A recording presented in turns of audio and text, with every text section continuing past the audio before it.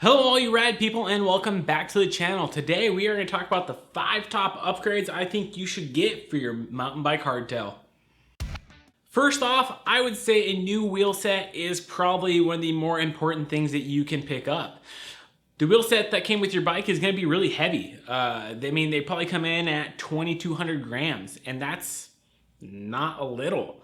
I bought a new wheel set custom made from speedgearbike.com. Go hit up Wayne, he's a super cool dude. I think I paid around $600 for a full wheel set that included Hope Pro 4 hubs as well as some Raceface Arc rims.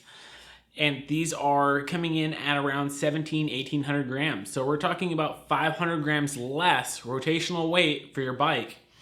And you know, not to sound like a weight weenie or anything like that, but when you're talking about rims, that weight makes a really big difference. Not only in the just ability to go faster and to climb faster, but your bike feels a lot more agile. You're able to bring the front wheel up more, you're able to move the back wheel around more. It makes for an all-around better experience. Next up, if your bike doesn't have it already, a dropper post is going to be a huge upgrade. Having a dropper post is going to allow you to move your seat up and down without actually having to break out a tool or using the quick release to do it manually.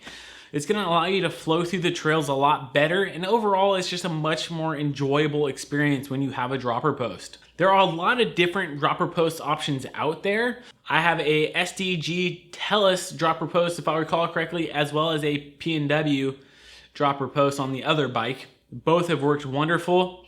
I will say, if you do pick up a new dropper post, try to pick up the aftermarket P&W loam lever for your actual dropper post lever. That thing is just phenomenal. I love it. It's on all my bikes. Another good option that you can do is picking up a set of grips that are gonna make your ride a lot more comfortable. Chances are you're probably still using the grips that came with your bike, and they may not be the kind of style that you like.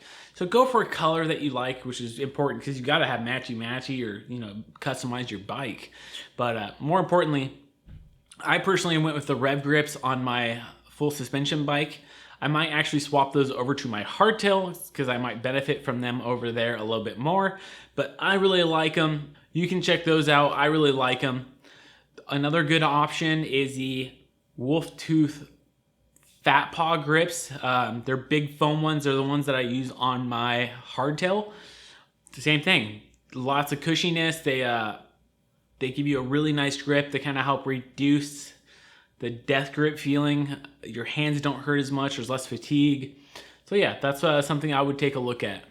Next up, I would say if you aren't already on it, let's upgrade to a 1x12 drivetrain. If you're not there, you can even still go with a 1x11 if you want to cheap out. But the NX or the Shimano SLX or Dior now is so cheap, it's why would you go anywhere else at this point? The fact that you get a 50 tooth cassette on the back with SRAM, or 52 tooth, I forgot they came out with the 52 tooth, or the 51 tooth on the Shimano, for me that makes a really big difference when I ride. It makes climbing a lot better for me. I will actually run a 28 tooth chainring up in the front with the 50 in the back. I can climb anything. It's really nice. And a lot of stuff out here is it's steep, it's loose. You really kind of have to keep a consistent, easy pedal. You don't want to spin out. So yeah, I would say ditch that 2x, 3x, whatever you got, and upgrade to a 1x system, most likely a 12 speed. Next up, I would say a new air fork. If you are running a coil air fork, then I would get rid of that thing if it's like not a very good one that came with your bike. Chances are it's heavy, it's not doing a very good job, it's just terrible. Upgrade to an air fork is going to be the biggest thing that you can do to make your ride a lot more enjoyable. You don't even have to spend a lot of money. On the low end, you can go with a RockShox Recon RL air fork, and that's going to be maybe $250.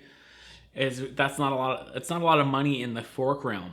A next step up from there, a good option would be the Marzocchi stuff, the Z1, the Z2. Those are really nice forks. They're made by Fox, if you didn't know that.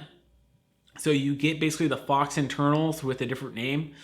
That's a really good option. And if you want to go balls to the wall. You can go with the RockShox Pike.